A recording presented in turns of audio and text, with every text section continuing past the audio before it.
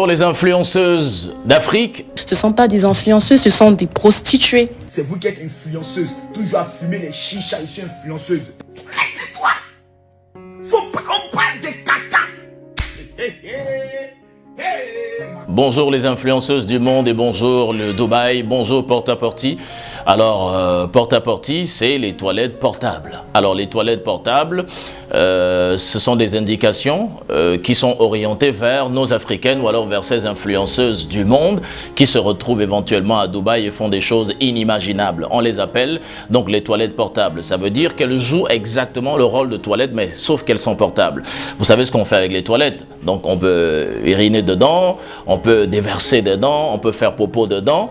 Et donc, ces toilettes-là, c'est la bouche de ces femmes-là. Je rappelle qu'on va être un peu choquant pour certains, mais c'est dans l'objectif de sensibiliser. Tout le spectacle qu'on est en train de vivre ces derniers jours est venu donc nous révéler la réelle réalité, éventuellement, de la vie de ces influenceuses qui, du jour au lendemain, deviennent explosives du jour au lendemain, marchent dans une vie, dans des dépenses, commencent à organiser des choses, des voyages incompréhensibles. Et on se pose souvent la question, mais est-ce que c'est toujours l'argent qu'elles gagnent à travers ces influences-là? Souvent même ne travaillent pas avec les marques, n'ont pas de marque, mais peuvent faire 10 voyages sur le mois et sont toujours dans les hôtels 4-5 étoiles. D'ailleurs, je vais vous permettre de suivre un peu cet extrait. C'est un extrait qui a un peu choqué aussi la toile. C'est la Miss Cameroun qui a fait ses révélations et parle des influenceuses et dit que toutes ces influenceuses-là, finalement, sont... Je vous laisse l'écouter. Ce ne sont pas des influenceuses, ce sont des prostituées. Il faut le dire. Et c'est condamné. Il faut condamner cela. Ce n'est pas, c'est pas normal. Pourquoi même vous influencez quoi? Vous êtes des Djanjou, vous êtes des prostituées. Assumez votre titre de prostituée. Acceptez que vous êtes des prostituées. Point barre. Le mal, il existe depuis. Alors, ce n'est pas parce qu'aujourd'hui il est soulevé. Depuis la nuit des temps, les filles se prostituent. C'est juste qu'aujourd'hui, on utilise un voile. Et ce voile, c'est justement ces expressions d'influenceuses et tout. Mais non, ce sont pas des influenceuses, ce sont des prostituées. Donc, au-delà d'elles, pratiquement tout le monde consent aujourd'hui. Parce que le phénomène d'influenceuse, c'est un phénomène qui a cours ces derniers temps en Afrique. Mais ces influenceuses-là ont une vie de luxe, claquent de l'argent, sont toujours avec des champagnes. Et la mise à nu de leur activité à travers le porte-à-porte de Dubaï est venue créer un gros scandale. Et toutes les filles ne veulent plus être appelées influenceuses. Mais la question qu'il faut se poser avant de regarder ces vidéos que nous allons voir, c'est finalement, qu'est-ce qu'on est en train d'apprendre à notre jeunesse? Où est-ce que notre jeunesse est en train d'aller? Le goût de l'argent facile a gagné les mentalités. Aujourd'hui, les gens sont prêts à entrer dans la sorcellerie, à organiser des types de partouzes. Le sexe est devenu quelque chose d'extrêmement tabou. On peut donner à qui on veut de toutes les façons, ça ne part pas. Mais les gens ne comprennent pas la dimension mystique et métaphysique qu'il y a dans l'acte sexuel.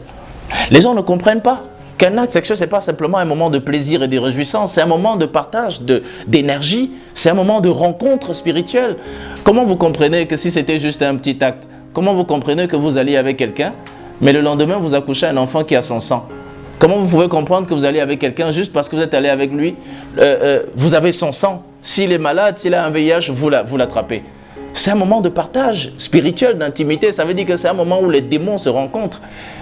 Et quelqu'un dit que si tu vas avec une prostituée, tu deviens une prostituée.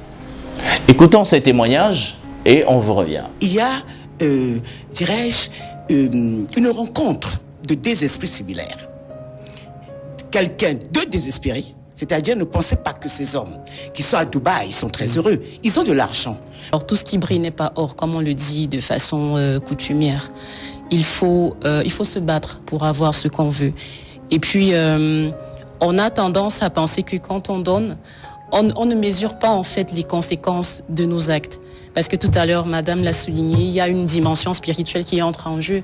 Alors quand tu donnes ton corps pour assouvir une certaine vanité du cœur, j'appelle ça de la vanité, tu ne mesures peut-être pas ce que tu donnes en retour, mais ça t'est fatal. Parce que tu donnes beaucoup plus que ce que tu reçois. Adam, what's the big deal there? I only... It's a dog. I did not kill anybody. And besides, have you seen 1.5 million naira before? Just like as if it's a big deal. Huh? J'ai été première dauphine de mon pays, que je vais taire le nom, sinon je serai très vite reconnue. J'ai été donc à Dubaï pour la première fois avec une amie qui a l'habitude d'y aller. Elle m'a dit que là-bas on peut se faire des couilles en or, c'est-à-dire avoir beaucoup d'argent. Elle m'a offert le billet d'avion et l'hébergement et elle m'a dit qu'on ira juste pour 5 jours, histoire voilà de me faire profiter, etc. Arrivé donc sur place, c'était waouh, j'étais complètement émerveillée par ce pays et par ce monde en fait. Tout brille et tout fouette à l'œil. Je me suis donc dit, ah vraiment, je suis née du mauvais côté en fait. Ça m'a fait rêver. Le 3e jour de mon séjour, je me suis fait aborder par un inconnu. Un homme que quand tu le regardes, tu sais qu'il est plein aux as quoi. Il m'a dit que je lui plaisais et qu'il voulait voilà passer la nuit avec moi et il l'a dit cash en fait. Il m'a également dit que il me payerait ça en échange d'une journée shopping dans des boutiques de mon choix et une forte somme d'argent dont je vais taire le montant. Étonnée donc de sa proposition, voilà, j'en parle à mon amie et elle me dit qu'ici à Dubaï, c'est comme ça. Mais d'après elle, je ne devais rien craindre parce que je devais penser à tous les sacs, tous les accessoires de marque, etc. que je pouvais avoir en une seule journée et sans compter la grosse somme d'argent que j'aurais eu en échange de juste une seule nuit. Bienvenue à ceux qui nous retrouvent. Je rappelle qu'on parle de Dubaï, Porta Potty. Alors, ce que nous devons faire aujourd'hui, au-delà de tout ce scandale que nous sommes en train de vivre, c'est de commencer à nous réinterroger. Comment est-ce que nous éduquons notre jeunesse? Comment est-ce que nous éduquons les enfants à la maison? Les enfants à partir de 13 ans, tous veulent un iPhone. Tous veulent dormir dans les hôtels. Vous voyez un enfant qui fait Master 2 à l'université Banque et Finance, mais vous lui demandez quel est ton rêve, dans quelle structure tu veux travailler. Il dit je veux ressembler à tel influenceur, je veux devenir influenceuse. Voyez un peu? Parce que les modèles, ceux qui sont érigés en modèles aujourd'hui ont complètement égaré la jeunesse. Et il n'y a aucun parcours clair qui peut vous dire avec exactitude comment ils ont fait pour avoir l'argent qu'ils ont et pour devenir ce qu'ils sont devenus. Du jour au lendemain, pouf, il y a explosion, quelqu'un devient influenceur. Et ce sont ces gens-là qu'on écoute à longueur de journée sur les réseaux sociaux débiter des choses avec la bouche qui est remplie de ce qu'ils ont pris à Dubaï. Vous vous imaginez bien. Les gens ne comprennent pas que c'est de la pure sorcellerie. Ils ne comprennent pas la dimension métaphysique, la dimension mystique, la dimension spirituelle. Ils ne comprennent pas que chaque fois que vous mangez les excréments, non seulement on prend votre vie, on récupère votre destinée, on récupère votre étoile et vous êtes appelé à devenir rien du tout. Et non seulement on récupère, je pose une autre question. Il y a des groupes ce qu'on appelle des managers sur des réseaux sociaux qui recrutent des gens qui ont une certaine influence. Pourquoi est-ce que ce ne sont que ces influenceuses qui sont recrutées pour faire ce type de choses?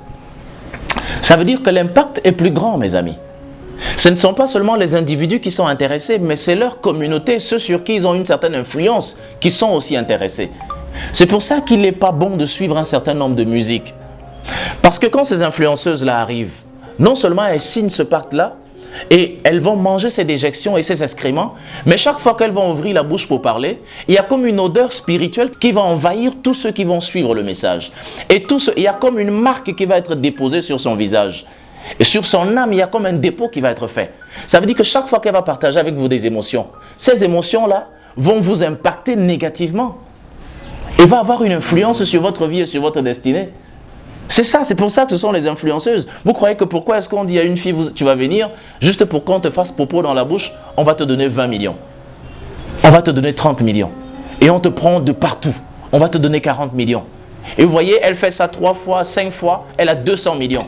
Elle peut construire un immeuble 7 niveaux, elle peut dormir dans les hôtels, dans les étoiles et ça ne leur dit plus rien. Pourquoi ce ne sont que les influenceuses? Je vous rappelle qu'on ne recrute pas n'importe qui, ça ce n'est pas de la petite prosti, c'est de la haute prostitution. Pourquoi? Parce que ce qu'on vise au-delà de ces filles-là, c'est le public, ce sont les gens qu'elles génèrent.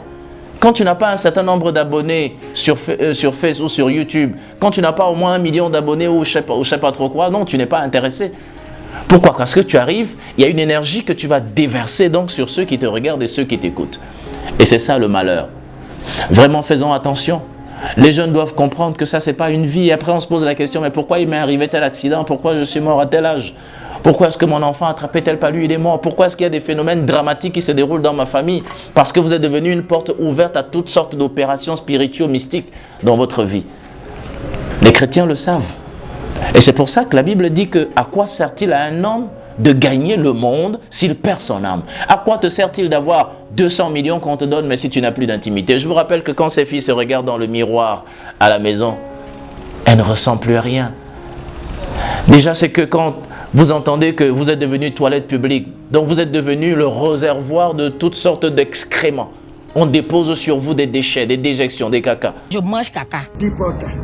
Amen. Amen.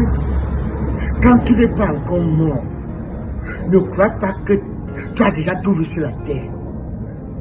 Porta, c'est quoi ça encore? Il est temps de reconscientiser notre jeunesse, de l'amener à travailler le goût de l'effort, de l'amener à cultiver la patience et le travail, et de redéfinir les vrais modèles dans notre société. Et c'est à tous les niveaux de la société qu'on découvre ce genre de choses. Vous voyez des enfants, 26 enfants arrêtés dans un appartement, 26 enfants du lycée attrapés dans un appartement, 13 garçons, 13 filles de la classe de 5e en 4e, parce qu'ils étaient dans une opération de partouze. Tu montes sur celle-ci, après tu montes sur celle-ci, après tu montes sur celle-ci. Des filles de 15 ans à 18 ans dans cette opération. Et voilà notre société. Voilà où nous sommes en train d'aller. Et on se pose vraiment la question de savoir comment on va ressembler nos lendemains. Comment vont ressembler nos lendemains? Si on ne prend pas les décisions fortes maintenant, on ne saura rien demain. Et pour terminer, je vous raconte cette petite histoire d'un jeune de 23 ans que je rencontre dans un studio. Il est en train de chanter, il fait un son. Mais les gens ont commencé à apprécier la musique. Il dit que non, pour que le Wessi marche, gars, je ne vais pas me laisser percer par n'importe qui. Déjà pas un black. Moi, c'est un white parce que les whites ont le blé. Vous imaginez. Il sait déjà que pour que ça marche, il y a une décision qu'il faut prendre. Il faut qu'il se fasse charcuter. Par qui? Faisons très attention, parce que tout ce qui brille finalement n'est pas or. Merci de nous avoir écoutés. C'est le moment de discuter avec vos enfants à la maison, de les sensibiliser, de leur parler de la dimension mystique et spirituelle, métaphysique qu'il y a derrière toute cette opération. Bonne journée à vous, prenez soin de vous, prenez soin des vôtres, prenez soin de vos enfants et à très bientôt.